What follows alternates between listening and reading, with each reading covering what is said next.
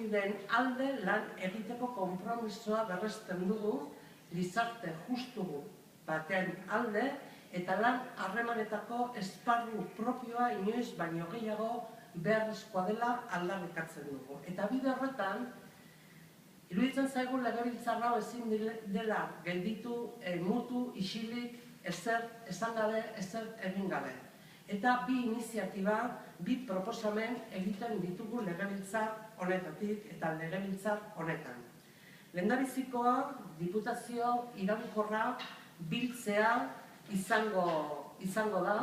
Iruditzen zaigu egoeraren larritasuna eskatzen duela diputazio iraunkorra biltzea, eta bertan proposatuko duguna izango da legez besteko proposamen bat, nolabait Urkullu jaunak aurkeztutako proposamena eta sindikatuek egindako proposamenak babestuz, eta bide horri heltzeko eta Confebaski argi eta garbi azaltzeko gizarte honen gehiengo politikoa, soziala eta sindikala beste bide batetik doala, eta eskatzen, exigitzen diogula kasu egitea gehiengoari, eta ez bakarrik beraien gutxi batzuen interesik. Eta beraz, legebiltzar honetatik mezu argi bat bidali behar zaiola Confebaski.